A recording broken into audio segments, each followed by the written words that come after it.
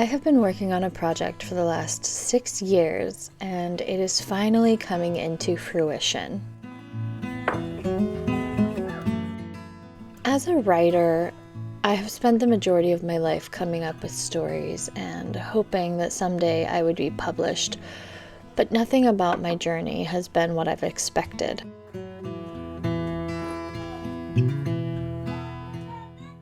So grab a cup of coffee and come with me through a day in the life of a romance author, where we will do everything from getting dressed in a way that promotes my book, to collaging character pages, to eating the foods that they might have been eating.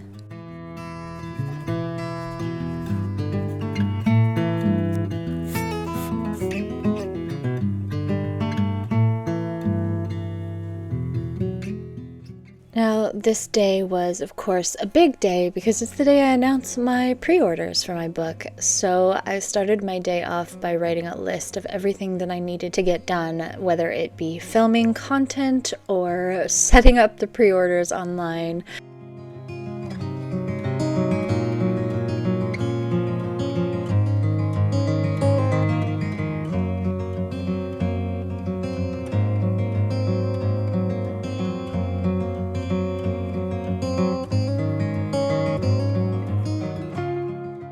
I am admittedly not a very good planner. I have ADHD and can be all over the place in terms of what is catching my interest, but I do my best to stay on track when it comes to publishing because it is such a lifelong dream and I really don't want to mess it up.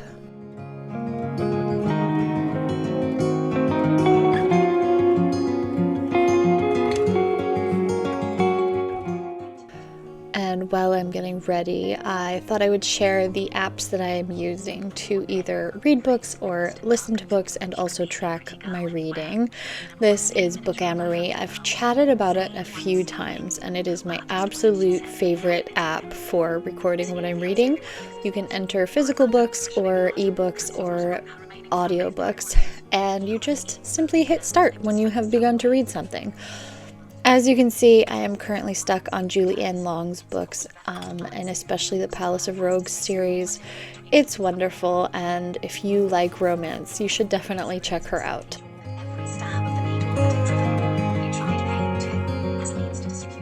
One of the most important things that I have had to consider as I've come closer and closer to publishing my book is how I am going to market myself. And this would be a consideration whether I was traditionally publishing or self-publishing. So I have begun a series on Instagram of getting dressed like a romance author, and I've only put out one video so far, but it is a fun little way to promote my book and still incorporate the fashion that I really love.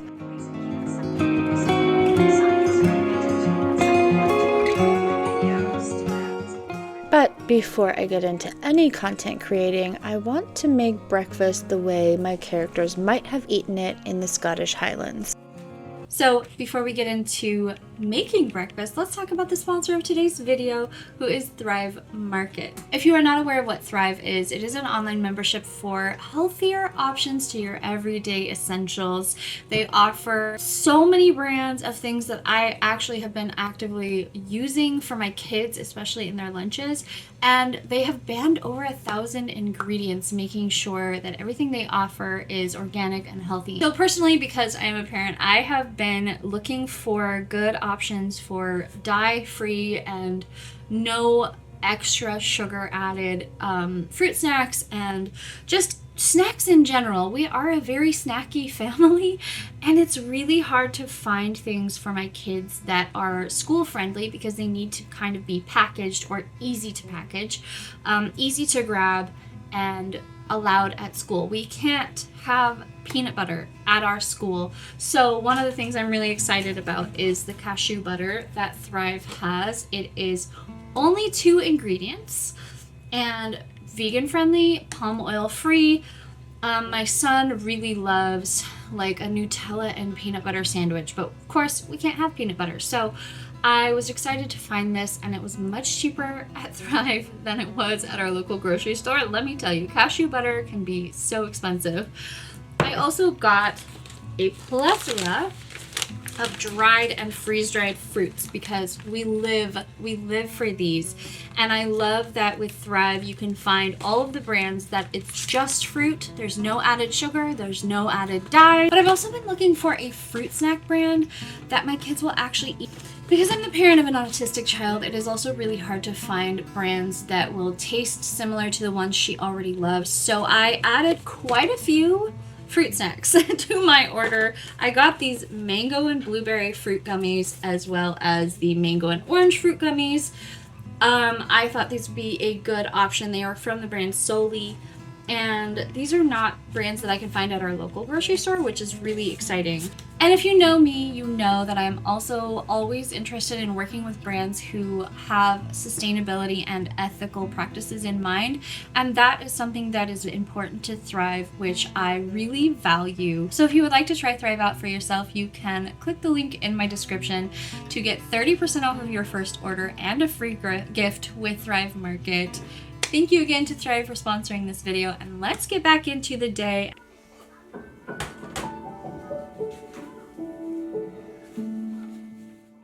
If you know me, you know that I love a themed meal, so I decided to make bannock because that is one of the main staples of the Scottish Highlander meals, and I've never had it.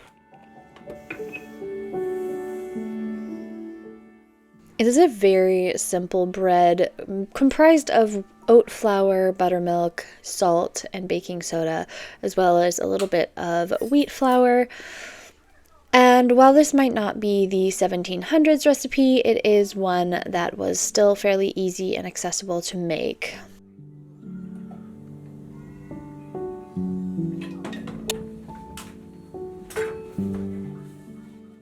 It is a skillet bread, but you can also bake it in the oven. And I thought that I should try this so I would know what I was writing about.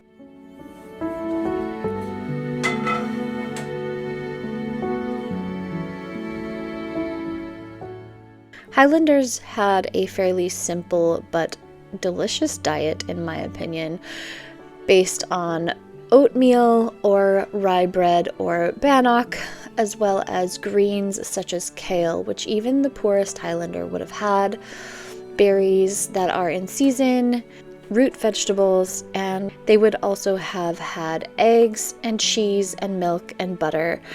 And if it was a good season, there would have been meat, but meat was not a large part of the Scottish Highlander diet, though they might have also had fish.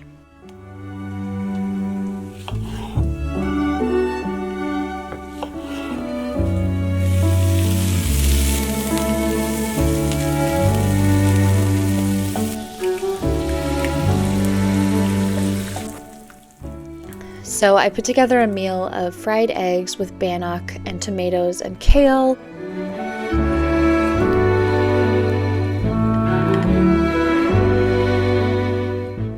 And then on the side I added some raw honey, which they would have also had, as well as a little bowl of blueberries and blackberries and a strawberry because, again, I like them.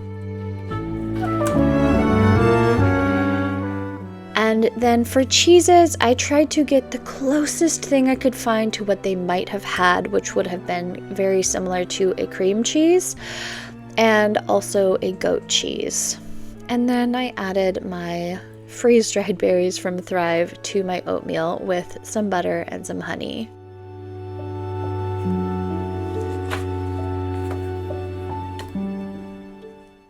This is probably more than they might have eaten on a typical day, but I really wanted to try all of the flavors to ensure that I was writing about things in a believable way.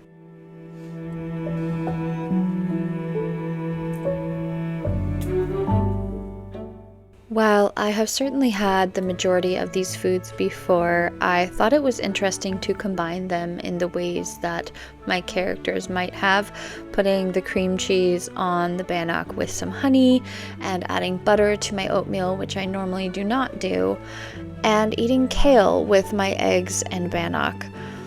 Food is such a great connector through the ages, and I find that it really put me in the mood of writing and discovering more ways in which I can add a richness to my characters through my writing.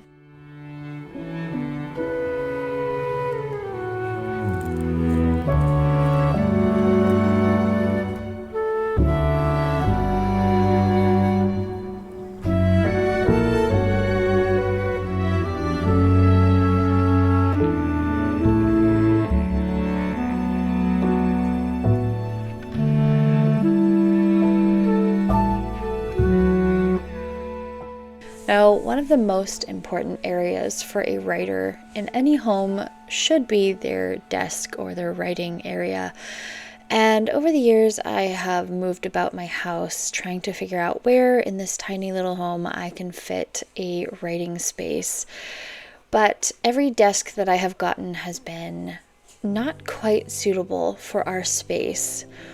So a few weeks ago, I thrifted this desk, which was the perfect height and length to fit right up against the wall, and it makes the perfect addition to our living room.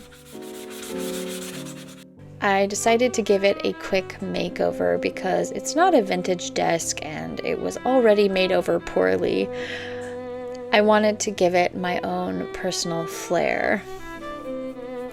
If you are a member of my channel, you can see little bits of these things as I do them whenever I remember to post on my channel member page. But I did a post asking for opinions on what people thought I should do, and then completely disregarded all of that because I saw this beautiful pin of these folk art desks and knew that's what I wanted to do. But of course, being me, it had to be strawberry themed. So I decided to turn on my new favorite artist, who is Eva Hummingbird, and I painted the desk with some Scandinavian inspired strawberry folk art.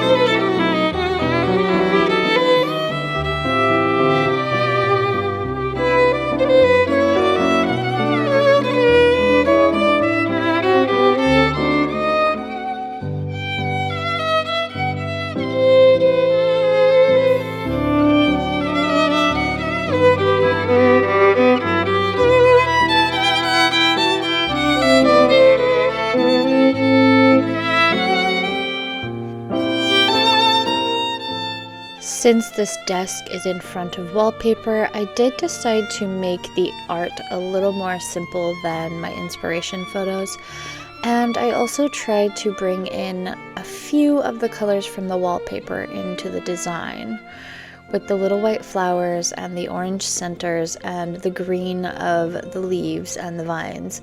It perfectly brings in the colors of the wallpaper while still being unique.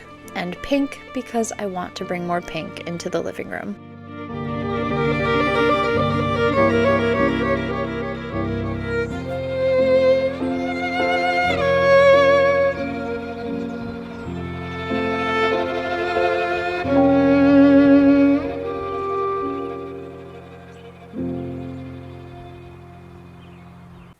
Hello friends, and welcome to a very special book chat, because we're not talking about books I want to read or books that I have read. We're talking about my book and the fact that you can go down and pre-order it in the link in my description anywhere that you can pre-order books. Editing Kristina here to say that actually Setting up the pre-order for physical books was more intense than I expected and will take another 2 to 3 weeks. So you can pre-order the Kindle version. It is available for pre-order right now through the link in my description. But the physical book pre-orders will take a little while longer. This is definitely something I should have set up a while ago and just didn't, but that's okay. That's all right. You can go pre-order the Kindle version if you would like to. This book will be available worldwide and on as many places as I can set it up. But for now, just know that if Kindle is all that you see, it's simply because I haven't gotten everything else set up yet, and it will take me at least 2 weeks to get it all done. And it will be available on August 1st to read. Holy cow! I wrote a book. I've been writing for 27 years, give or take. I have been working towards this moment since I was 16 years old. That is 20 years ago that I have been wishing and dreaming that I could become a published author. I'm not gonna cry about this. Oh my gosh, I'm not gonna cry. I want to cry, but I'm not gonna cry. I want to tell you about my book. Here's the cover. This is The Devil and the Midwife. Can we just take a moment for my cover artist? It is beautiful. I will be linking her socials below because she will be sharing behind the scenes of making the cover on her Instagram, I believe.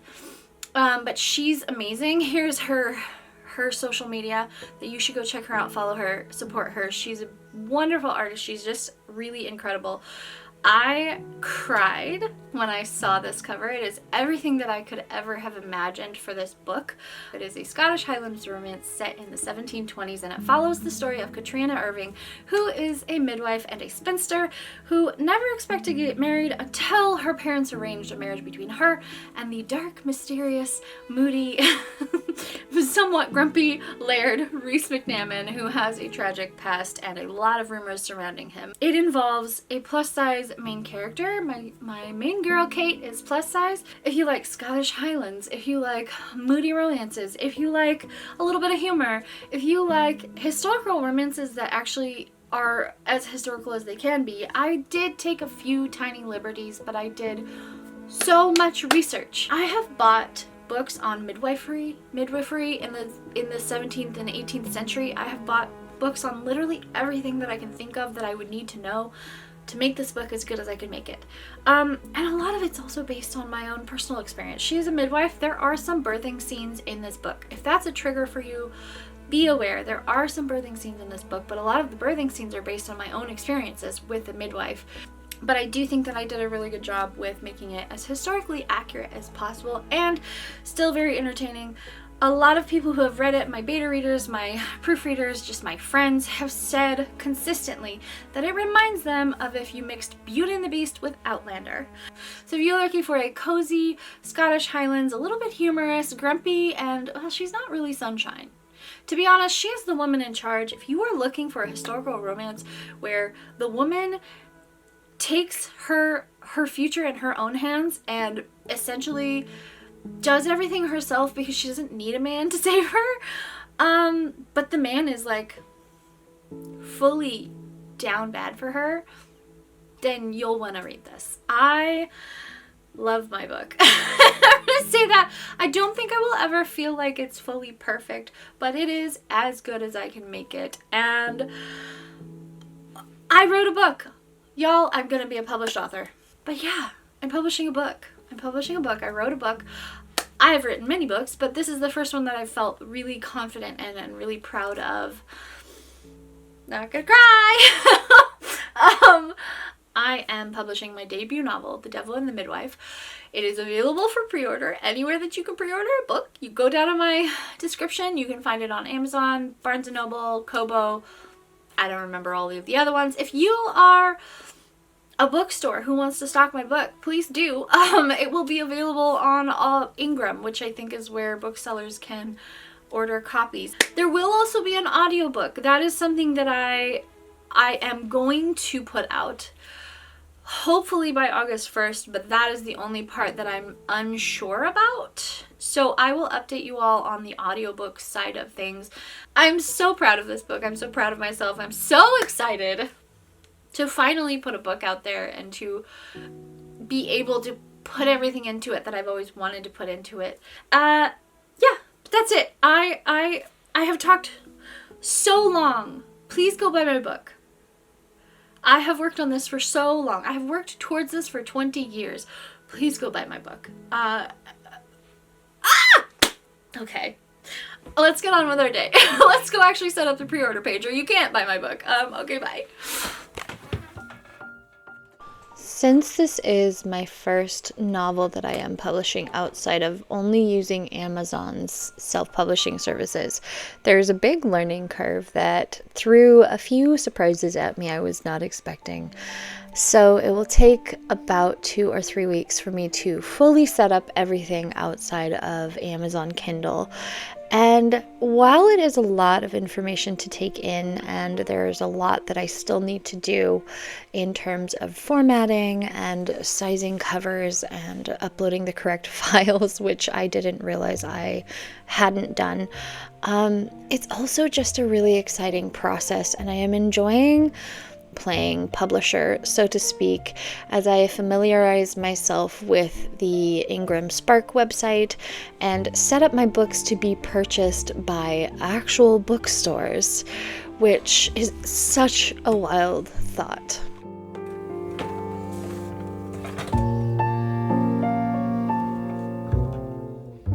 Anyway, I moved on from doing a lot of hard mental processing with setting up the book to something a little bit lighter and more fun in making character collage pages for the book.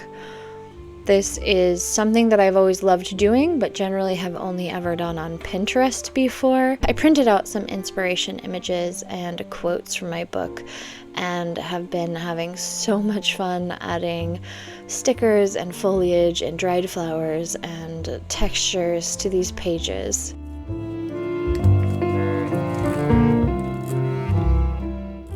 They really help to bring the characters alive for me.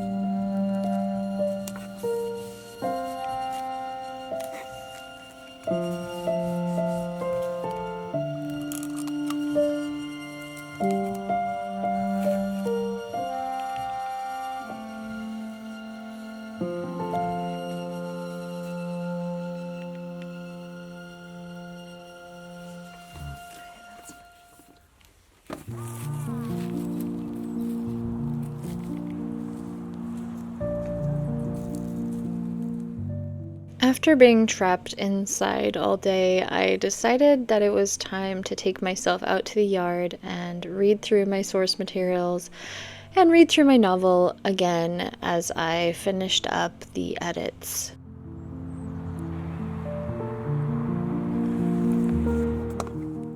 I hate to admit how last minute my editing became as I rushed towards trying to get everything posted and finished for this video and for announcing pre-orders.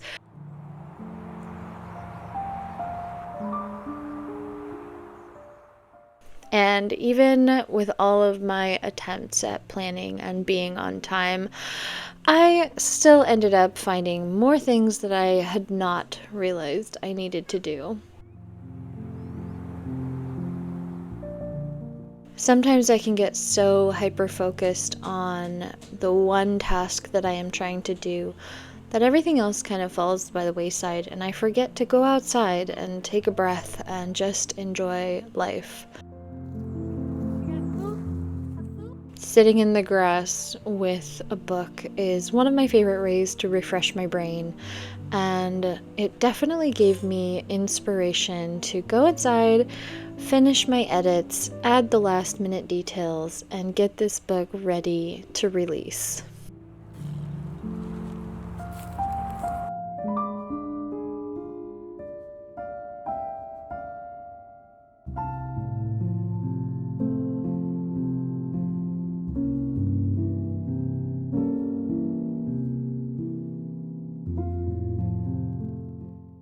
I don't think I will ever feel like I have gotten it done. Even when I have typed the words "the end," as an artist, you always feel like you could improve your work, and that certainly is how I feel.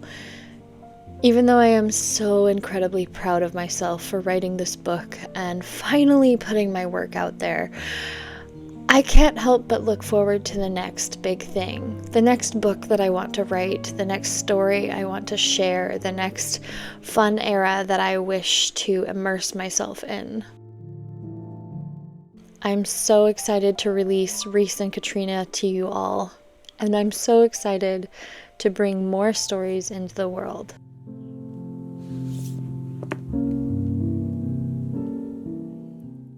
But as for now, it's time to settle into bed with a new book and relax after all of my hard work and enjoy someone else's writing for a change.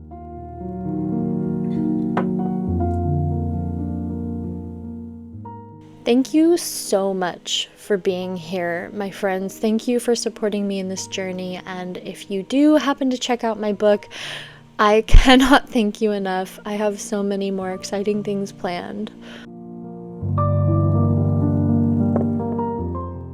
Don't forget as well, you can check out Thrive Market in my description through the link to get 30% off and a free gift.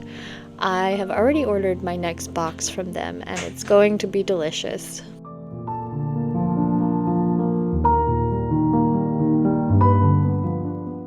As always, I hope that wherever you are feeling safe and loved. And until I see you again, have a beautiful day, and thank you for watching.